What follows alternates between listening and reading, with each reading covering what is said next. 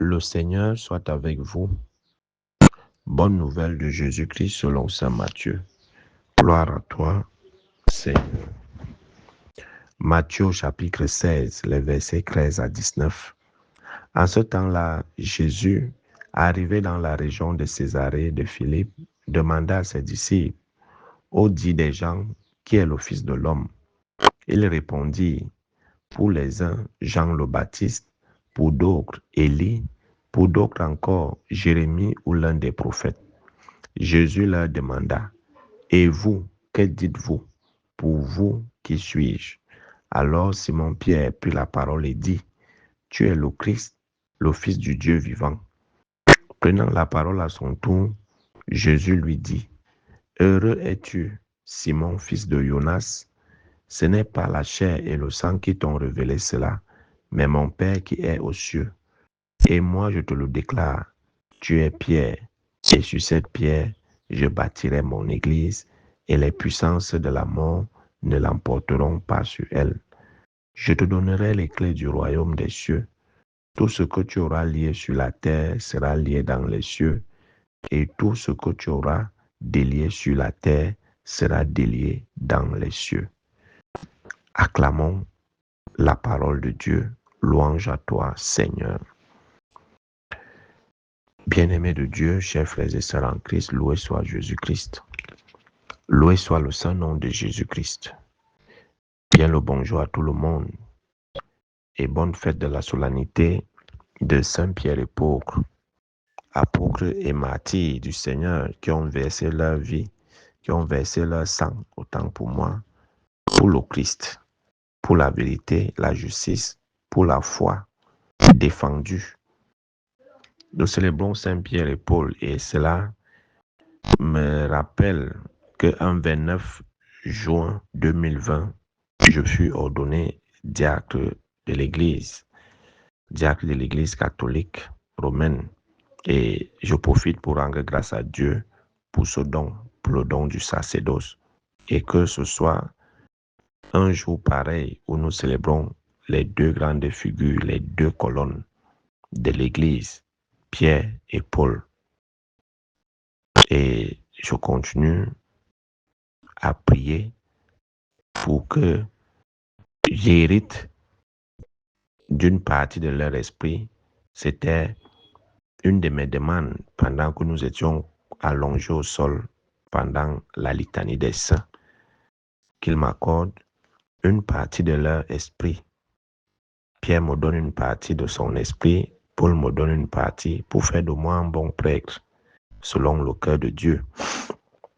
Et je prie pour tous mes promotionnaires de ce jour également, que Pierre et Paul nous obtiennent les grâces dont nous avons besoin pour être de bons prêtres selon le cœur de Dieu. Alors, en célébrant Pierre et Paul, ces deux grandes colonnes de l'Église, ces deux grandes figures, nous célébrons justement cette sollicitude de Dieu pour l'homme. Dieu nous associe à son œuvre de salut. Il appelle l'homme à coopérer à cette grande œuvre de rédemption de l'humanité. Dieu a besoin de chacun de nous pour sauver l'autre. Dieu a besoin de chacun de nous pour continuer l'œuvre qu'il a commencée, sauver les âmes, ramener les âmes à Dieu. Dans la première lecture tirée du livre des Actes des Apôtres, les persécutions commencent à Hérode. Les persécutions commencent, il va d'abord tuer Jacques, le frère de Jean, qui a été décapité. Ensuite, il a vu que cela excitait les Juifs. Alors, il a arrêté Pierre. Il avait l'intention de le faire comparaître avant de faire de lui ce qu'il voulait. Mais par les prières de tous ceux qui avaient entendu que Pierre avait été arrêté et qu'un sort malheureux lui était réservé, s'était mis en prière. Et grâce à leur prière, dans la nuit, l'ange du Seigneur va apparaître à Pierre et va le faire sortir de la prison. Et pourtant, il était sous une bonne garde, qu'il ne pouvait même pas s'en échapper, sauf par intervention divine. Qu'est-ce que cette première lecture des Actes veut nous faire comprendre? Ce que nous négligeons jamais nos prières. Croyons toujours à la puissance et à l'effet, à l'impact que produisent nos prières. Et surtout quand nous intercédons pour les autres. Ces prières d'intercession ont plus d'impact. Vous voyez que dans la liturgie de l'Église, il y a une partie qu'on appelle la prière universelle. L'Église prie pour le monde. L'Église prie pour tout le monde, pour l'Église elle-même, pour les dirigeants du monde, pour les personnes qui souffrent, pour les communautés et autres. Vous voyez que la prière des premiers disciples qui connaissaient bien les apôtres, Pierre et autres, grâce à leur prière, le Seigneur a envoyé son ange délivrer. Alors, mon frère, ma soeur, sache que grâce à ta prière, tu peux sauver des âmes. Grâce à ta prière, tu peux protéger des âmes. Grâce à ta prière, tu peux délivrer des âmes.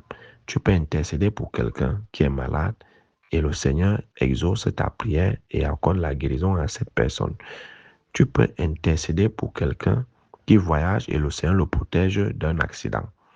Tu peux tu peux prier pour quelqu'un qui finit son travail tard et le Seigneur le protège d'une agression. Donc, il y a autant de choses.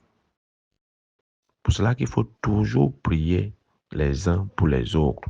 C'est une façon de participer à la mission du salut de Dieu pour les hommes. Donc, ne pensons pas qu'il faut avoir une certaine autorité ou une certaine casquette. Il faut automatiquement être prêtre, évêque ou je ne sais pas quoi, religieuse pour pouvoir prier pour les autres. Non. Alors, c'est pas les apôtres qui priaient pour Pierre. On ne nous donne même pas la précision, mais on dit que le peuple s'était mis en prière. Et quand on demande souvent, les prêtres demandent des prières, priez pour nous. Certains chrétiens se demandent, mais mon Père, vous avez besoin des prières. C'est plutôt nous qui avons besoin de vos prières. Non. C'est la prière des disciples, de ceux qui suivaient le Christ, qui ont délivré Pierre, qui était bien au rang des apôtres, à qui Jésus a remis les clés du royaume. Donc nous aussi, les serviteurs de Dieu, ont souvent besoin de vos prières parce que vos prières protègent beaucoup de prêtres sans que vous ne le sachiez. Hein. Peut-être que vous voulez voir des effets visibles, mais beaucoup de vos prières pour vos serviteurs, pour vos prêtres, pour vos évêques, nous sauvent de beaucoup de choses que nous-mêmes on ne peut pas imaginer. Alors, continuez à intercéder. Une communauté qui prie est protégée. Une communauté qui prie est protégée. Une communauté qui ne prie pas est en danger. Une communauté qui ne prie pas les uns pour les autres est une communauté en danger. Une communauté qui prie les uns pour les autres est une communauté protégée. Protégée. Et le mal ne pourra pas agir dans cette communauté. Le mal de nos communautés, c'est que nous ne prions plus les uns pour les autres. Chacun pense que c'est en priant pour lui-même que il sera bien et tout et tout. Apprenons toujours à prier pour les autres. Apprenons toujours, même Jésus dans l'école de la prière nous dit de prier même pour nos ennemis. Prier pour nos ennemis.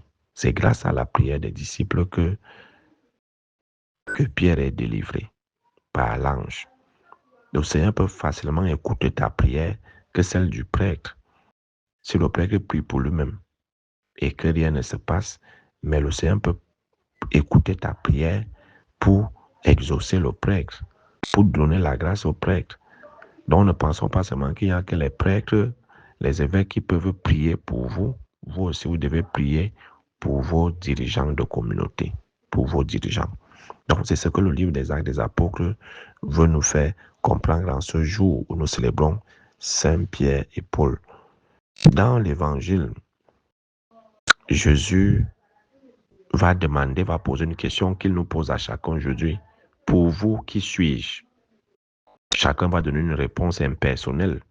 On a encore dit, il s'est dit que dans le Japap, dans les couloirs, il s'est dit ceci. Jésus ne dit pas non, Jésus ne dit pas oui. Mais il revient à la charge.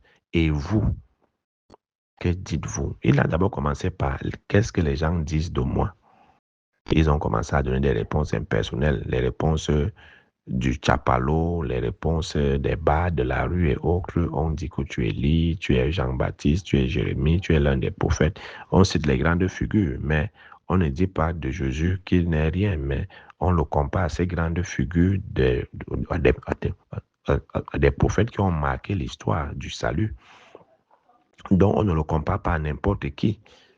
On ne le compare pas à n'importe qui. Il dit oui, c'est bon. Il ne dit pas non, il ne dit pas oui, mais il revient. Et vous, pour vous, que dites-vous que je suis? Maintenant, c'est à chacun personnellement de répondre à cette question. Pierre, par l'inspiration de l'Esprit Saint, va dire, tu es le Messie, tu es le Fils du Dieu vivant. Et il va dire, Pierre, fils de Jonas, ce n'est pas la chair et le sang qui te l'ont révélé, c'est mon Père. Et voilà, sache que maintenant, tu es Pierre, et sur cette pierre, je bâtirai mon église, et les puissances des ténèbres ne l'emporteront jamais. Et il faut que les puissances des ténèbres relisent bien ce passage. Elles n'emporteront jamais contre l'Église. Qu'elle ait infiltré l'Église de l'intérieur ou de l'extérieur, sachez que les puissances des ténèbres ne vont jamais vaincre l'Église. Tous ceux qui viennent créer des foyers de sorcellerie dans les communautés, dans les paroisses et autres, ils pensent détruire l'Église, mais ils ignorent cette parole du Christ. Tu es pierre et sur cette pierre je bâtirai mon église et les puissances des ténèbres ne prévaudront jamais contre elle. Vous pouvez batailler, vous pouvez persécuter les hommes de Dieu, vous pouvez tuer les hommes de Dieu, vous pouvez salir, vous pouvez créer des scandales, mettre des coups bas contre l'église, contre les hommes de Dieu, mais vous n'allez jamais détruire l'église. Vous n'allez jamais détruire l'église. Suscitez même des prêtres qui sont dans vos choses, dans les francs-maçonneries, la rose au croix et tout ce qui va avec, mais ils ne détruiront jamais l'église parce que c'est une institution divine qui ne dépend pas des hommes, mais de Dieu. Depuis plus de 2000 ans aujourd'hui, l'église a connu toutes sortes de tempêtes, de tsunamis, qu'est-ce que l'église n'a pas traversé pendant ces 2 millénaires? Qu'est-ce que l'église n'a pas traversé? Et ce n'est pas les fausses tempêtes de maintenant qui vont la renverser. Ce n'est pas les faux lobbies qui s'élèvent et le mariage pour tous et les ceci et les lobbies homosexuels et les lobbies francs-maçons et tout ce qu'il y a dans l'église qui feront tomber l'église. L'église a été fondée sur le roc, pierre. La pierre a quel symbole? Personne ne va détruire cette église parce qu'elle est entre la main de Dieu lui-même. Alors, n'ayons pas peur des forces des ténèbres agissantes au sein de l'Église, dans l'Église, à l'intérieur comme à l'extérieur, car elle ne tombera jamais. C'est plutôt ces forces des ténèbres qui vont perdre pied et vont succomber. Alors, le Seigneur nous invite chacun comme Pierre à professer sa foi personnelle en lui. Et cette profession de foi personnelle provient de ta relation particulière avec Jésus. Particulière. Saint Jérôme disait, ignorer les Écritures, c'est ignorer le Christ. Tu ne peux pas parler du Christ si tu ne lis jamais la Bible. Si tu n'as pas le temps des Écritures, tu vas parler quoi sur Jésus? Tu vas dire quoi? Tu vas passer le temps à parler de lui de manière impersonnelle. Tu vas te servir de ce que tu as entendu, de ce que les gens disent de lui. Ça sera ça, ta relation avec Dieu. Donc, arrêtons d'avoir des relations impersonnelles avec le Christ. Ayons des relations personnelles, particulières, pour pouvoir professer notre foi. Que oui, tu es le Messie, tu es le Fils de Dieu. Arrêtons les professions de foi impersonnelles. Oh Jésus, on a dit que, et pour moi aussi, tu es ceci. Oh Jésus, on dit de toi que tu es un grand marabout. Pour moi aussi, tu es mon marabout. Oh Jésus, on dit que tu es médecin. Pour moi aussi, tu es mon médecin. Non. Ta profession authentique de foi provient de ta relation avec le Christ. Si tu n'arrives pas dès aujourd'hui ou jusqu'à aujourd'hui à dire qui est le Christ pour toi, ça veut dire que tu ne le connais pas. Ça veut dire que tu n'as pas une relation particulière avec lui, ni à travers les textes, ni à travers l'Eucharistie et tout ce qui va avec. Donc, à l'exemple de Pierre, professons notre foi à Paul, persécuteur de l'Église autrefois, pécheur comme nous tous. Paul a passé à bagarrer contre ce qu'il ne voulait pas faire. Le mal qu'il ne voulait pas faire, c'est ça qu'il faisait. Le bien qu'il voulait faire, il n'arrivait pas à le faire. Mais le Seigneur lui a dit, ta grâce, que ma grâce te suffit. Ma grâce te suffit. Donc, ne luttons jamais avec nos propres forces. Comptons toujours sur la grâce de Dieu. C'est ça qui fait la particularité de Pierre et de Paul. À l'un, l'Église est bâtie sur lui. L'autre, la grâce de Dieu est avec lui. Et avec lui. Quand tu veux sortir d'un péché, ne compte pas sur tes propres forces. Dis au Seigneur, c'est ta grâce que je désire. Ta grâce seule me suffit pour sortir de ce péché. Seul, tu ne peux pas. C'est la grâce de Dieu. Ma grâce te suffit. C'est lorsque tu es faible que tu es fort. Comme dit Paul, c'est lorsque je suis faible que je suis alors fort parce que la grâce de Dieu est avec moi. Ton bien-aimé de Dieu, en cette grande solennité où toute l'Église est en fête et célèbre ces deux grandes colonnes de la foi, ces deux piliers de l'Église qui soutiennent l'Église.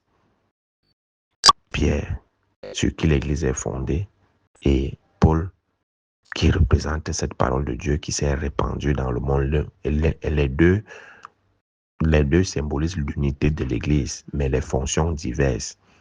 Mais tous œuvrent pour le salut des âmes et pour la plus grande gloire de Dieu. Et nous aussi apprenons à travailler chacun selon son état de vie, selon son charisme particulier, selon son appel à la construction de l'Église, à la consolidation de la foi pour la plus grande de Dieu, pour la plus grande gloire de Dieu, le salut des âmes. Loué soit Jésus-Christ, à jamais.